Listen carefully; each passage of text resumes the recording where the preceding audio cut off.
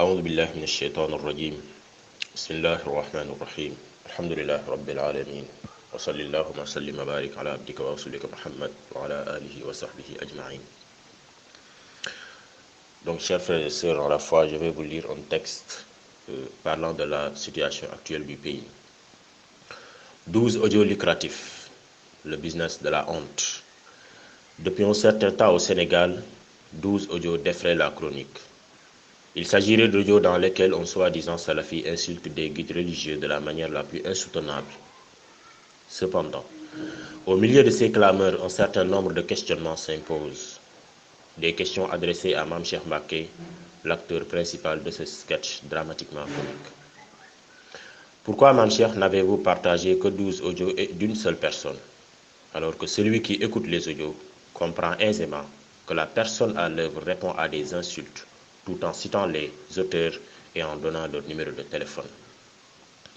Dans les réseaux sociaux, il y a des dizaines, voire des centaines d'audios dans lesquels on insulte des guides religieux. Pourquoi n'avez-vous choisi que 12 parmi eux? Parce que l'auteur est un soi-disant salafi?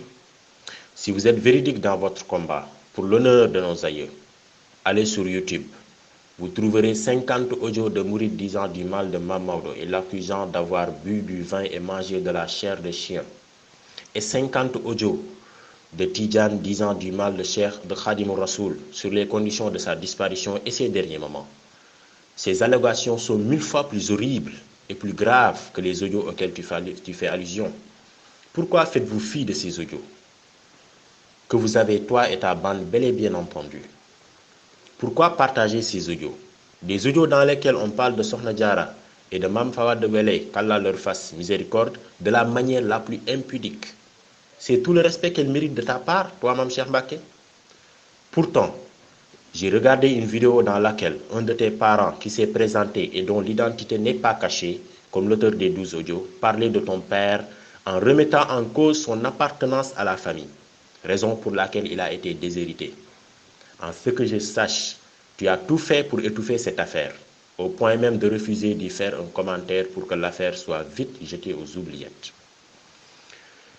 Pourquoi n'as-tu pas fait pareil avec ces audios, ou bien l'honneur de ton père est plus important que l'honneur des ancêtres que tu prétends défendre? Tu pouvais pourtant aller, avec cette vidéo, à la DIC réclamer justice. Dans un groupe WhatsApp, le nombre maximum de membres est de 257. Donc, à l'origine de ces audios, il n'y avait que toi, l'insulteur, et 250 autres personnes au plus. Pourquoi as-tu voulu faire écouter ces horreurs aux millions de Sénégalais et aux khalifes, au point même de les faire pleurer, comme tu le dis? Comment t'es-tu retrouvé même dans le même groupe que les insulteurs? Qui se ressemblent, s'assemblent. Pour finir, je cite 3 paroles. La première, un homme est venu à Wahb ibn Munabbih lui dire: un tel t'a insulté. Wahb lui répond: et Shaitan n'a trouvé d'autres messagers que toi pour me les faire parvenir? La deuxième parole, un autre est venu dire à un homme: un tel t'a insulté. Il lui répond: il m'a jeté une pierre qui n'est pas arrivée à moi. Pourquoi as-tu ramassé la pierre pour me la faire parvenir? La troisième parole,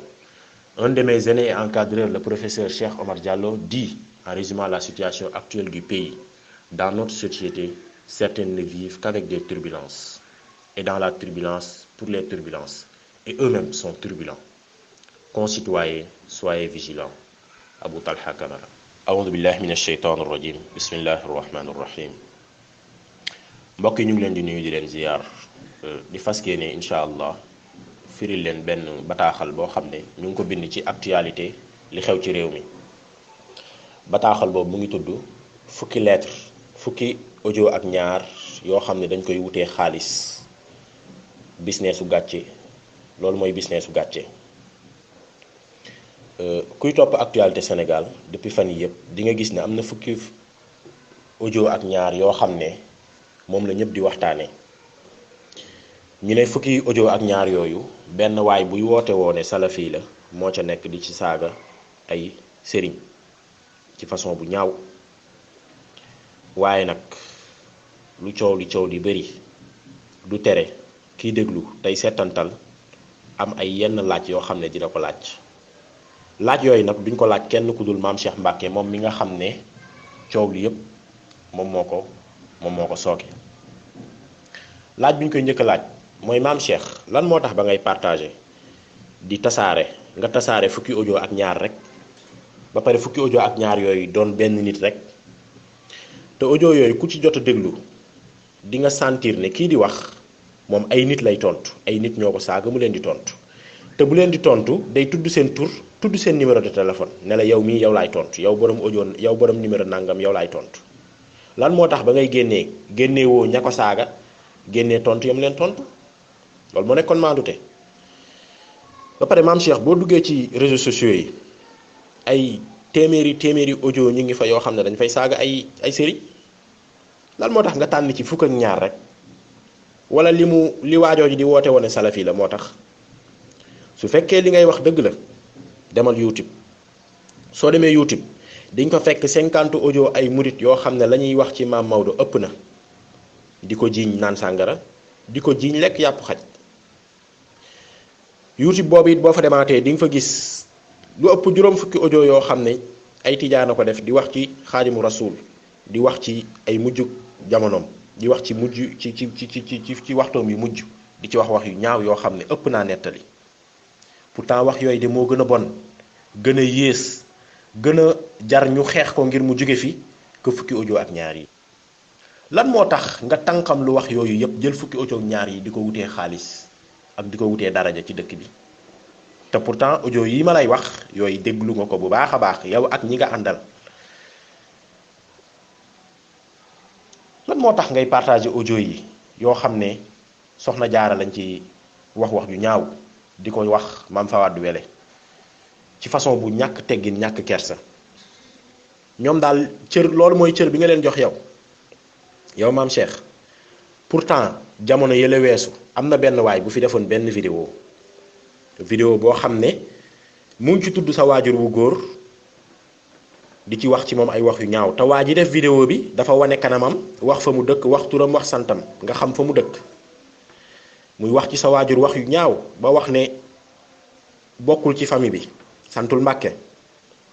ba wax ne ba ñuy miraas sax bokkul ci miraas mi ndax santul Mbàkke pourtant wax jooju da nga koo maasaatle bëgg mu fay buggoo sax mu jëm kaw ba buñ la ci laajee sax doo ci nangoo tontu ndax xam nga ne mbir bu ci ñëpp noppee rek ñu fàtte ko waaye fukki audio ak ñaar yi moom buggoo kenn nopp ci moom dangaa bëgg ñu koy coow muy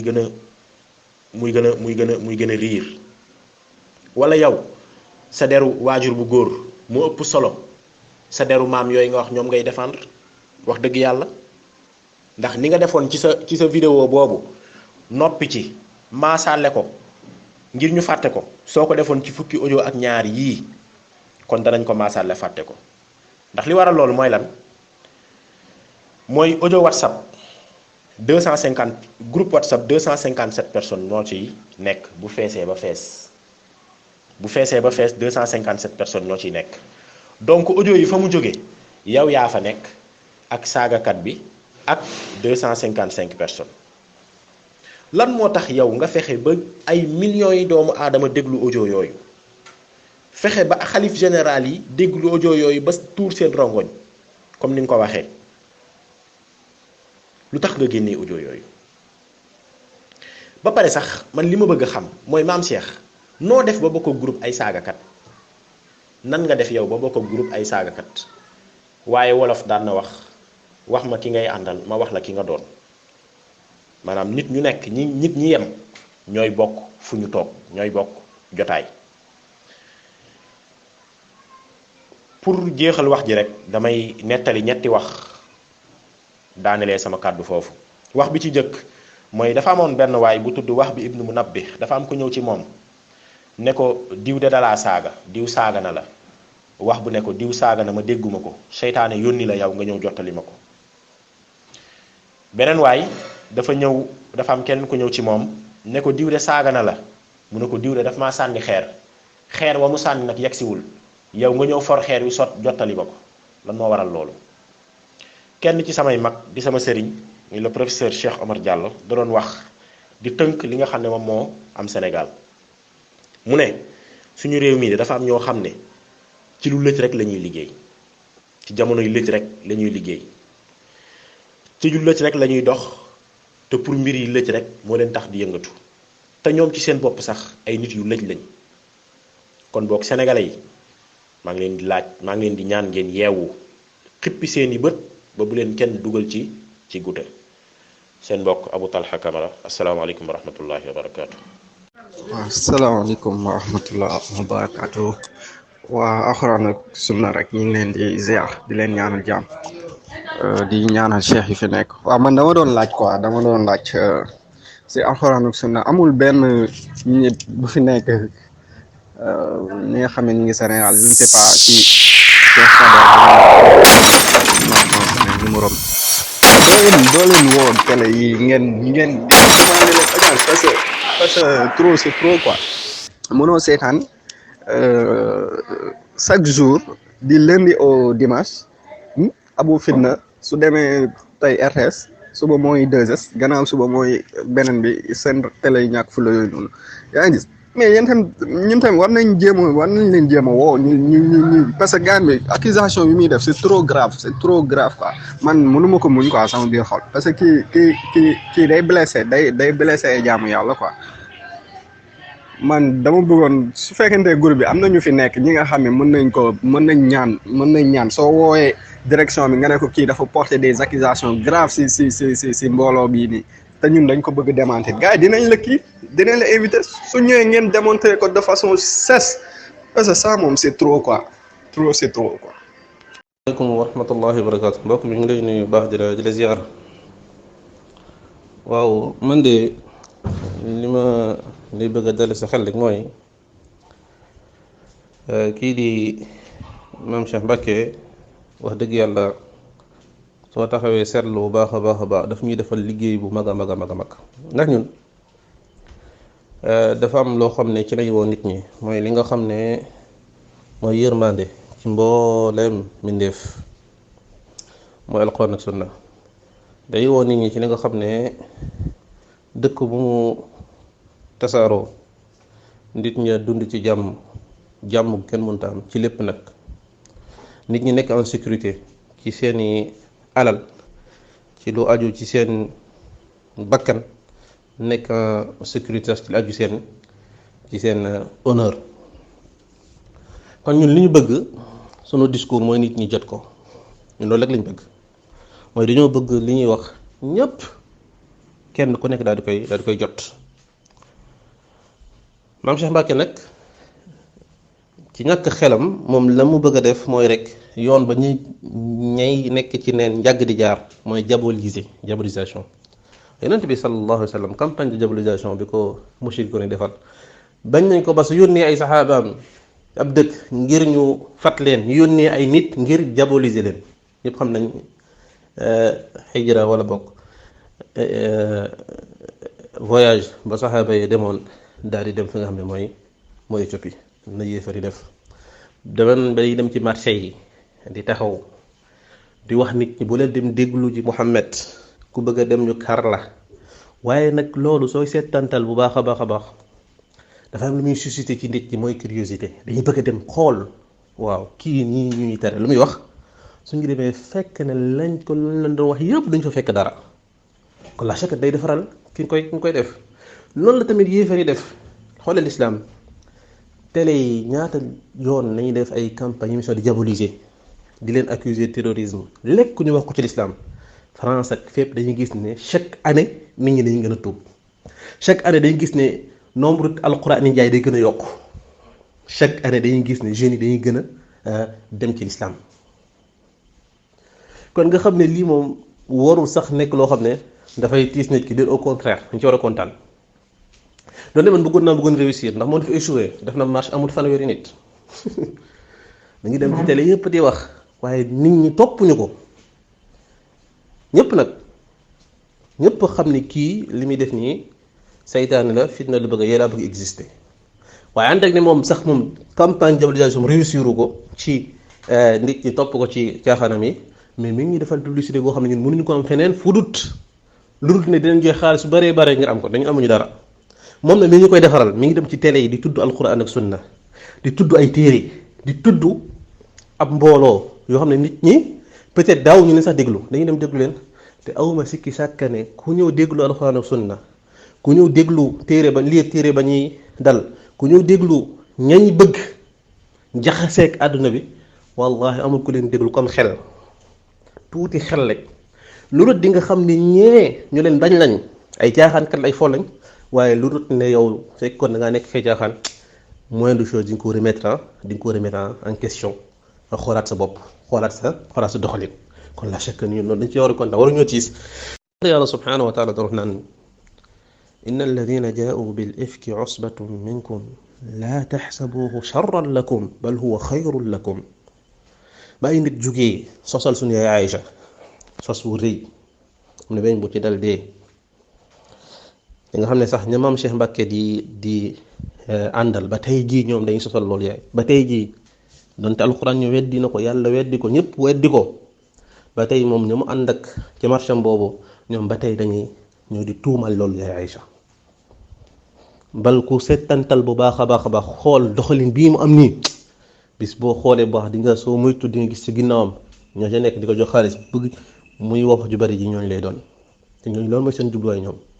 loolu mooy seen méthodologie yàgg nañ ko def mooy tuumal sos mais yàlla subhanahu wa taala ñëw donte tuuma bi rëy na waaye bu leen ko jàppee ne sax loolu lu bon la waaye bal sax nag lu baax la ci yéen mooy résultat yi conséquences yi nga xam ne nit ki dina ko ci jànge dina ko ci jëlee xataa su fekkoon ne sax nit ki dafay jële ab tristesse ci yoonu yàlla subhanahu wa taala loolu ba tey xayr ndax lan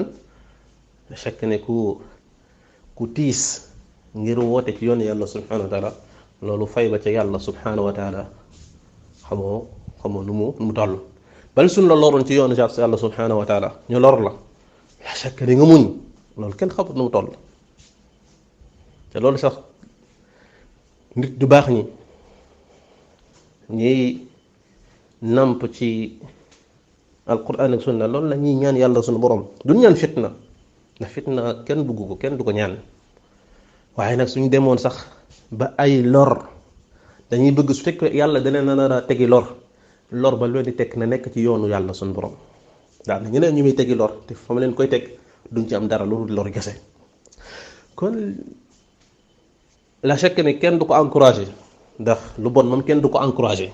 ndax li muy def lu bon la ay nar jaxase bëgg a yéeféet na kenn ci encouragé nit waaye nag su ko defee moom mooy lor boppam ba pare daal ñuy defaral ndax li mu bëgg moom mënu koo amee lu dul ci ab dëkk boo xam ne amut njiit bu jub mënu ko amee lu dul ci dëkk bu amut loi mooy ñu fekk ay nit ñu defut dara ñu tëj leen loolu kenn mu xalaatu ko cim réew xataa réew yi nga xam ñoo gën a sori sax jaar ci yoon xalaatuñu loolu fekk am nit bu defut dara ñëw tëj ko lu mu leen di wala ñu teg ko fitna lu mu leen di indil bal fekk ñoo xam ne dañuy ñëw di participer ci développement réew mi di yee nit ñi di leen jàngal fitna fu mu nar a tàkkee ñu daal di koy teg fële seen minhaj nekk minhaj bu leer bu indi sécurité la fekk na ñooñu sax ku bëgg a jël état dóor la seen kaw état yow lay far dóor mais moom nag foog mu exister wax nañ ko waxati ko ku mel ni Mame Cheikh dans une société normale munta kenn du ko dégg micro ndax xel mi eggut fu ñu koy dékkee micro mi wax ak mbooloo Mame Cheikh Mbacke si suñu amuloon ñun mu inventé ñu ndax loolu léegi la mën a fa exister mooy ñëw fekk ay nit wala fekk ab mbir nga bëgg a bokk xamoo fooy jaar amoo xam-xam boo jàngale amoo xel boo leen diriger nga ne xaaral ma xool ab minorité boo xam ne ñoom ñu ngi woote ci yoon yàlla ma ñëw fal sama station ne ñoom dañuy saaga mag ñi man maa leen xeexal loolu la mën a def dina ci am lu mu def ci poosam dina ci mën a dund waaye yàlla subhanahu wa taala mi ngi gis lépp te ñun mi ngi ñuy génnee yóbbul nit ci ñuy seetaan dañuy déglu ñuy leeral ñuy jàllale suñu message kon loolu dëgg yàlla jarul triste jarul lu muy naqari déedéet na xanaa kay ay reetaan lay def nit ki ak kontante ci liggéey bu mag bi nga xam ne waajur ñàkk xel gi lu ñu koy defal kon mbokk mi jàpp naa ne loolu nga wax nag ci wàllu dem fu mu jaar nit ñi jaar loolu man gisoon naa ko sax waaye soo gisee ne mbir résultat yi am moom ak commentaire yi fu ñu ko yóbbu commentaire yi nga xam ne nit ñi koy commenté gàpp naa dafa dëgg yàlla jarul sa dem ci média yooyu allahu aalam